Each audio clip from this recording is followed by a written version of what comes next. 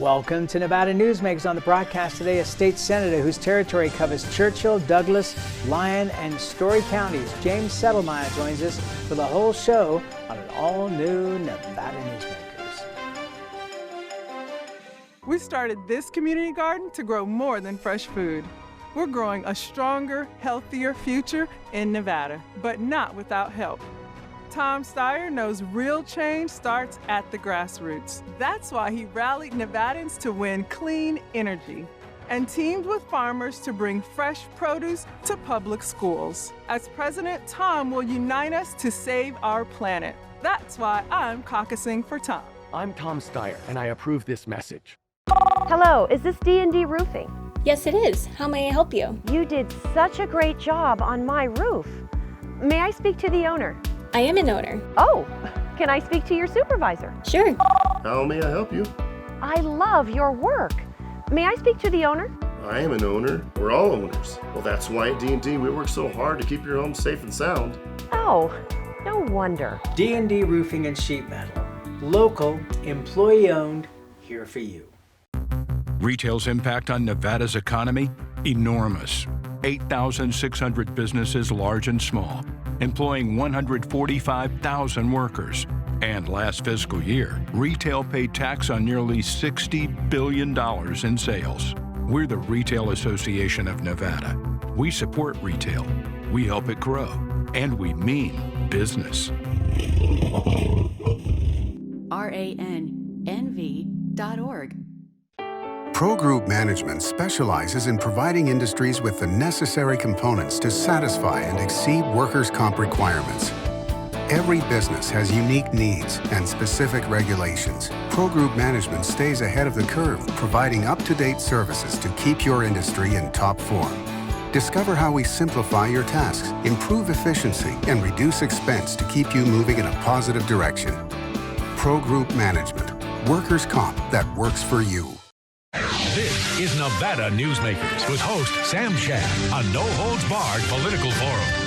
Now, from the Nevada Newsmakers broadcast headquarters, here is Sam Shad. And back on Nevada Newsmakers, we are absolutely delighted to welcome back to the program State Senator James Settlemeyer of District 17, which covers Churchill, Douglas, Lyon, and Story County. Have I got them all in there? Yes, you do, Sam. Thank you. It's a huge area, to say the least. So let's go county by county here. Let's start with Story County. Obviously booming like crazy.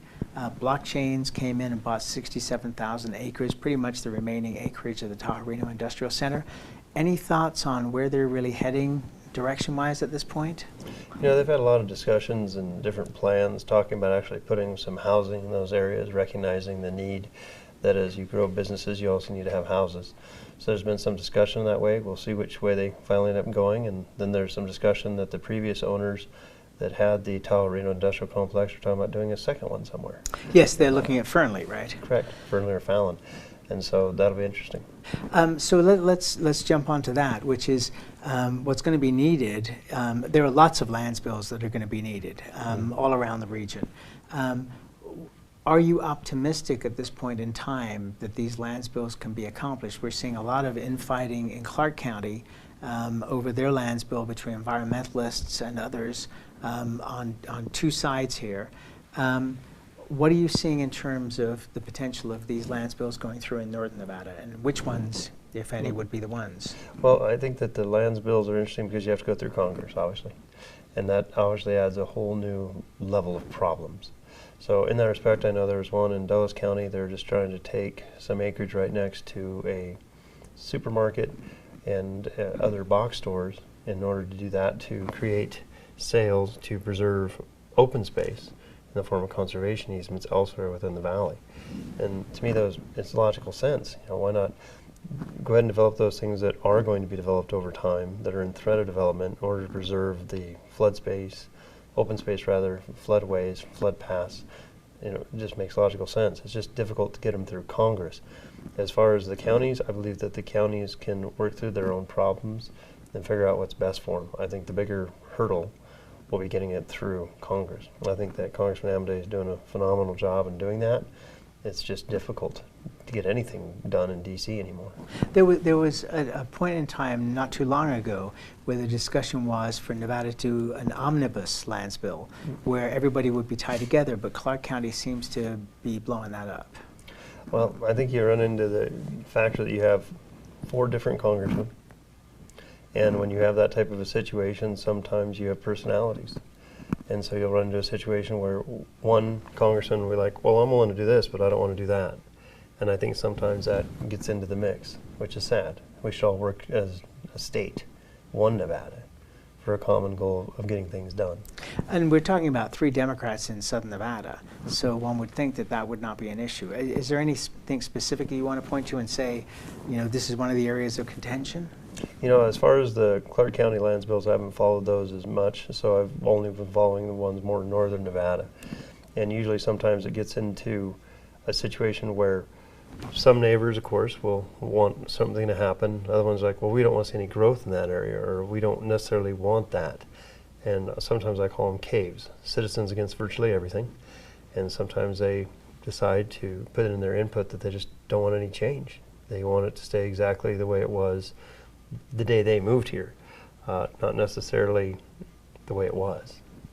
So, and certainly portions of Douglas County, you know, would reflect that. And in fact, the county's done a very good job of maintaining a lot of open space, and it doesn't look a whole lot different than it did, you know, 50 years ago. Well, actually, I run into that in all my counties, whether it be Fallon, whether it be Lyon County. I remember being at a meeting 5 years ago at a steakhouse in Yerington. They were talking about a potential concept of a slaughterhouse.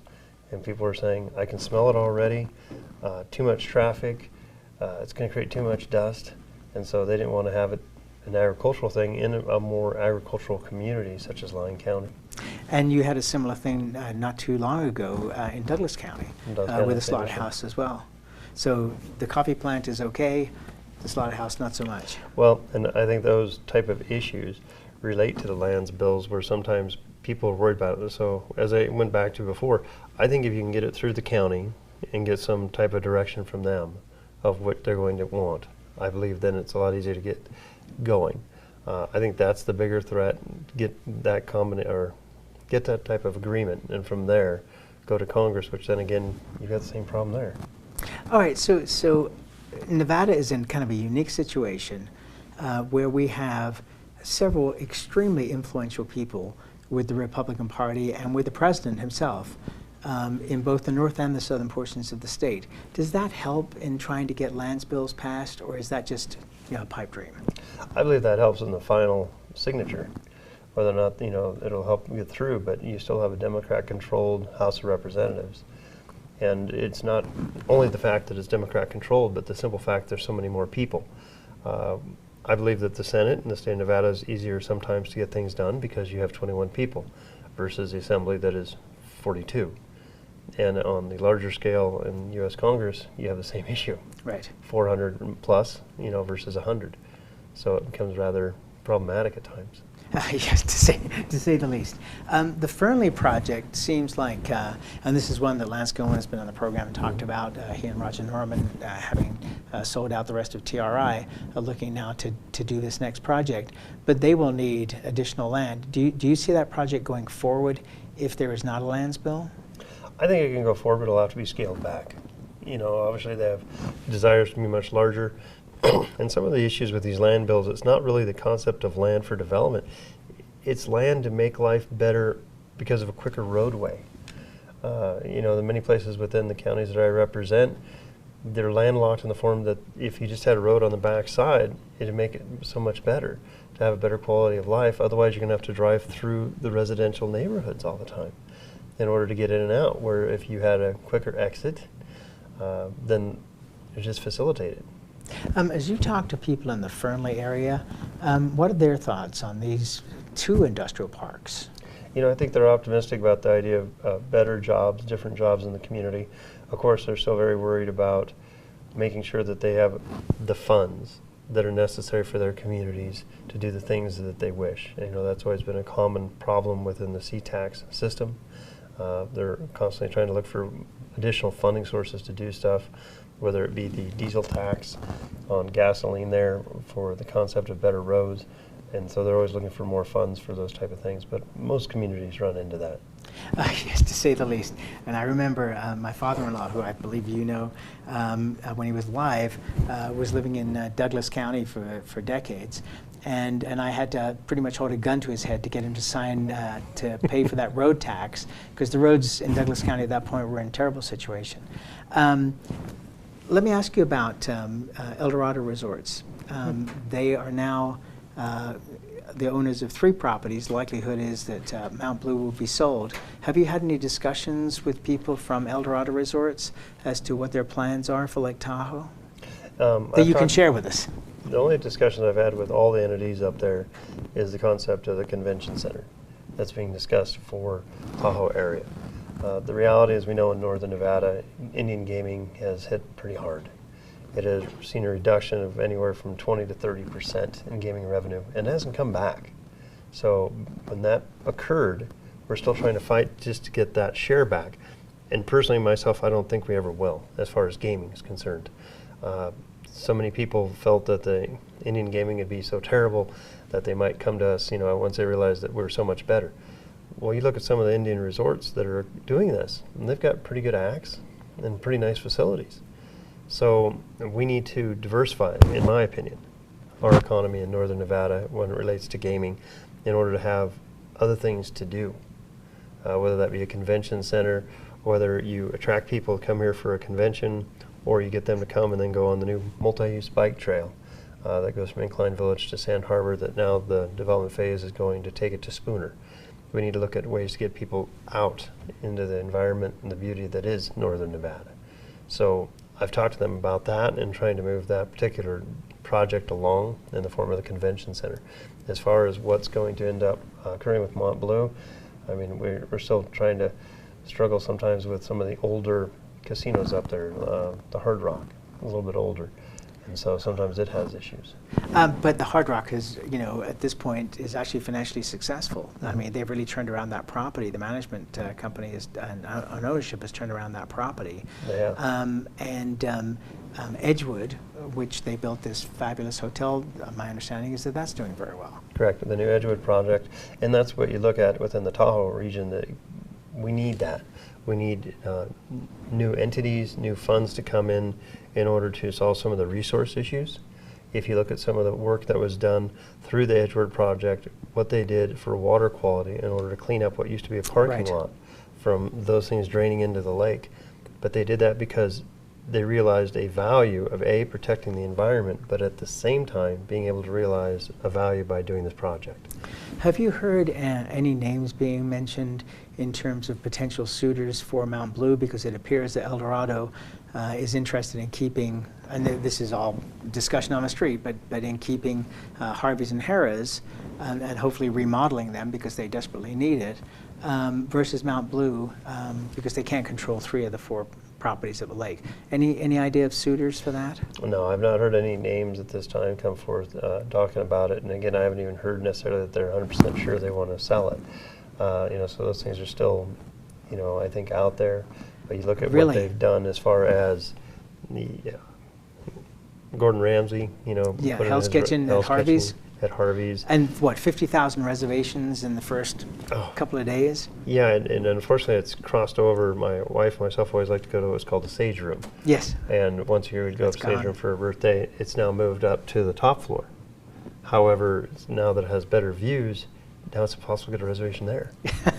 So things have changed. Yes, and that is, for any longtime Nevadans, the Sage Room was a little hidden gem for many, many years, but a beautiful restaurant.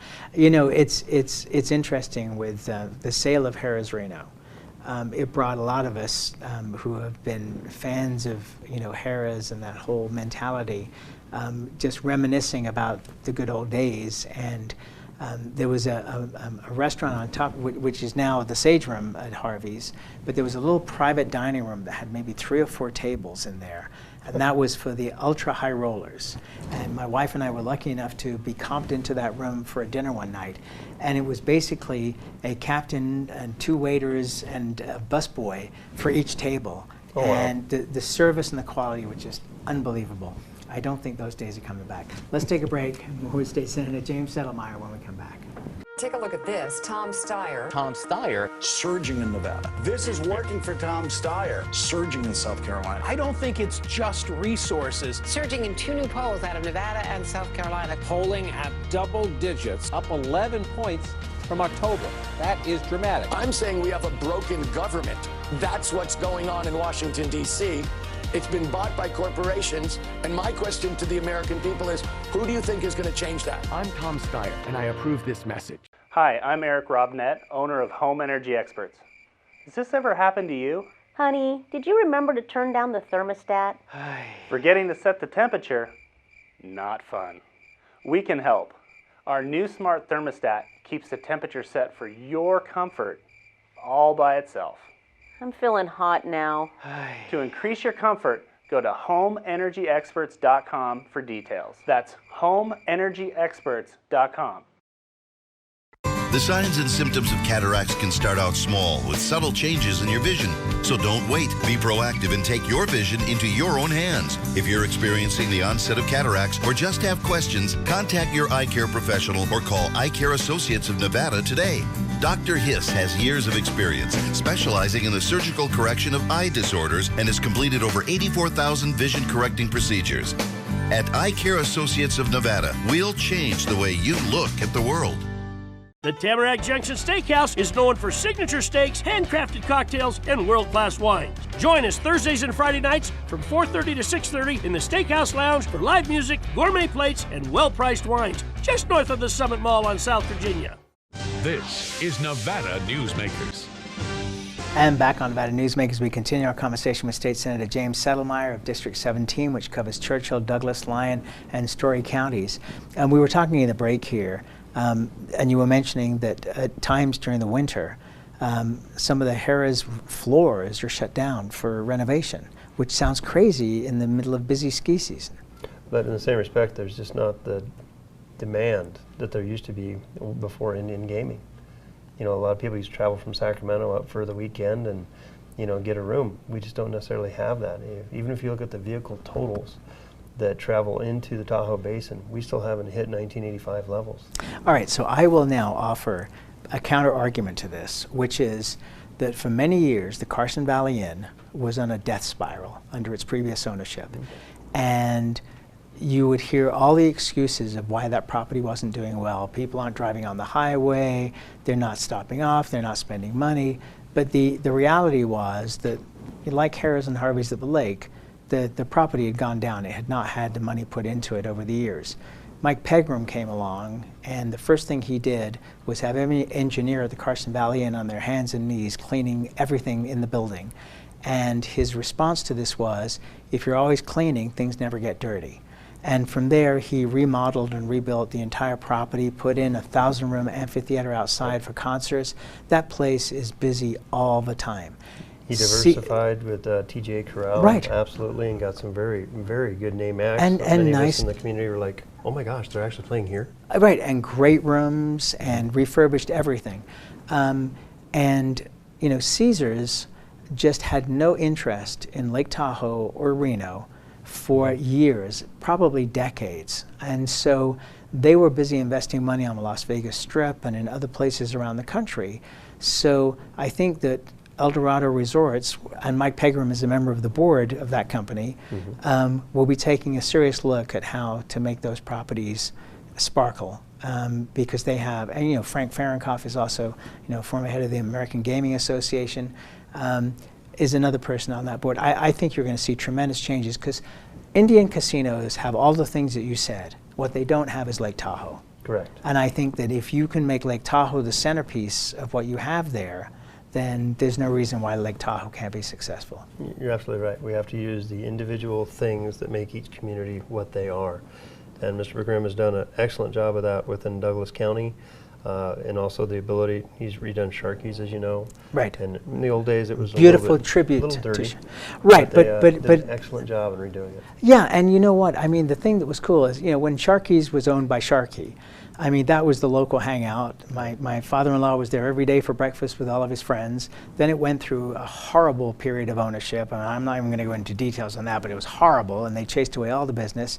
Mike came in and cleaned up the place and made it a tribute to Sharkey. Absolutely. And, you know, brought back all of these things that Sharkey had owned in the past that other people had bought, and then they loaned it back to Sharkey's to make it, and now it's another part of the community. It's awesome. I want to talk about another community. Let's take a break. We'll come back and we'll talk about Fallon after this. We have a president who thinks everything is about him.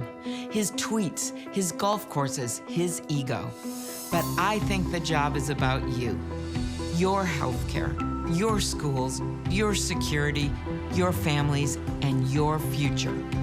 I'm Amy Klobuchar. I'll be a president and a commander-in-chief who restores decency to the White House and gets things done for you. That's why I approve this message. Hey guys, are you watching the game at a friend's or the bar again because you can't watch at home with your wife? Or worse, because she kicked you out and kept your couch, your flat screen, and your kids? What's the one thing a man needs when he loses a good woman? A good lawyer. And when he loses a bad woman, he needs a great lawyer. What makes a good woman a bad woman? You tell me. You're the one that can't watch the game in your own home. I'm men's rights attorney Marilyn York, and I represent men in divorce, custody, and family law matters. Hi, I'm Dave Newman. Remember me? I used to be the house detective, and now I'm a realtor, full-time at RE/MAX Realty Affiliates. A lot of people ask me, how's the market? You know what? It's fantastic. If you're even kicking around the idea of buying or selling, give me a call. Let's talk about it. Call me at RE/MAX Realty Affiliates and just ask for the guy who used to be the house detective, Dave Newman. Everyone is talking about opioids, but they're not the only drugs that can be harmful if taken in large quantities or not as prescribed. You also need to be aware of side effects from anxiety drugs, muscle relaxants, sleep aids, and stimulants. Mixing prescription drugs with other drugs or alcohol can be dangerous.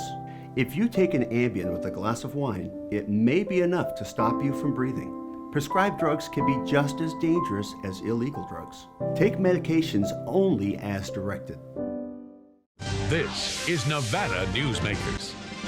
And back on Nevada Newsmakers, we continue our conversation with State Senator James Settlemeyer of District 17, covers Churchill, Douglas, Lyon, and Story County. I want to talk about Churchill County.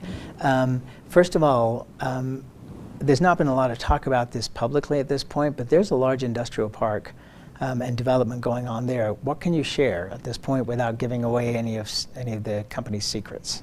Well, the same thing. Northern Nevada is growing so much that it's expanding out into other communities.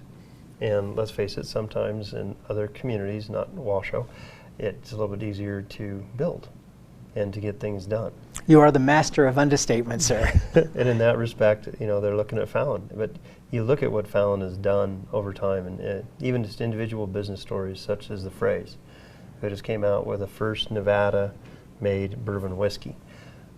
Which I'm very happy about because I helped write that bill. Yeah. But you look at what they're doing, and then the concept of the industrial park out there, no, I can't really say as far as what businesses are talking. That stuff's still in the development stage. How big is it? So it's going to be pretty big. I can't say exact numbers, but you know, you're talking that it'll rival, you know, some of the size of the Tesla stuff. Really? So this has potential, and it's great to see. But I think that we all need to remember that businesses and individuals have chosen to move to Nevada because of the way it is. And they chose to leave somewhere else. Do not turn this into what they left. All right, and we will continue on here on that pause, but your point is very well made. The military wanted to take out additional airspace across the state, but particularly in the Fallon area is of your concern. How comfortable are you with the acreage that they're looking at, and are you supportive or concerned? I'm supportive of the expansion of the base at the Fallon Naval Air Station. The thing I wish we would be able to do was to go for the Nevada plan, which was developed in combination with Congressman Mark Amadei, which would still give them the same amount of acreage but in slightly different areas. As far as the necessity for the expansion, I absolutely support the military, and I think it's just absolutely necessary that we do this. The technology has changed. In the old days in the Fallon Naval Air Station, they used to fly over and drop a bomb straight down. Now they drop the bomb and it floats for about 35 miles before it hits the target. And due to the deviation factor of some of the technology failure rate, because everything fails, they need a much larger window in case something goes wrong. So in that respect, I absolutely support the expansion of the base. I just hope that as we continue along, that it would go more towards the Nevada plan and making sure to, as they have done, which is to respect the Indian heritage out there in certain areas, to say, we're going to open this part of the range up at certain times so that these certain cultural sites can be visited by the natives. And I think the same thing can be done, whether it be cattle grazing or whether it be ATV. I think that that could be done, and that's what the Nevada plan was more about. I'm hoping still we can get some of that done. In our last 30 seconds, are you surprised at the interest Senator Catherine Cortez Masto has taken in rural Nevada and how much time she's spending out there and the group she's meeting with? I think it's good that she's out there meeting with them. In that respect, I applaud Congressman Amadei for being out there as well. Of course. It's something that we need to do to respect all Nevada. Just as much as Amadei goes down to Vegas, even though he doesn't necessarily represent Vegas anymore with the new lines, but we have to respect all of Nevada. All right, and that's where we've got to leave it. State Senator James Settlemeyer, thank you always for being here. I do appreciate it. And we'll be right back. A bird's eye captures its surroundings at different heights. At Brian Culpa Photography, we can make your imagination soar over buildings, parks, cityscapes, and beyond. Brian's images tell the story and get the job done. If you need a new perspective to tell your story, contact Brian today. Brian Culpa Photography.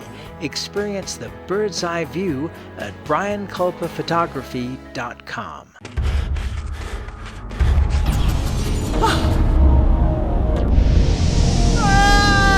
Kenny! Dad? Are you learning? This place is great. Huh? You gotta try this. Wow! This stuff is great! People are gonna love it! Yes. Yes, they will.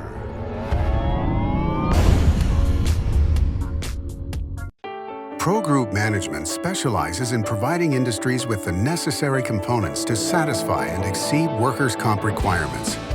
Every business has unique needs and specific regulations. Pro Group Management stays ahead of the curve, providing up-to-date services to keep your industry in top form. Discover how we simplify your tasks, improve efficiency, and reduce expense to keep you moving in a positive direction. Pro Group Management. Workers' comp that works for you. Truck drivers are some of the hardest working people you'll meet, delivering over 70% of America's freight and 92% of Nevada's. When there's a natural disaster, they're delivering critical supplies to help those communities recover and rebuild. Every sector of the economy and our nation's military rely on truck drivers. So let's take a moment to say thank you.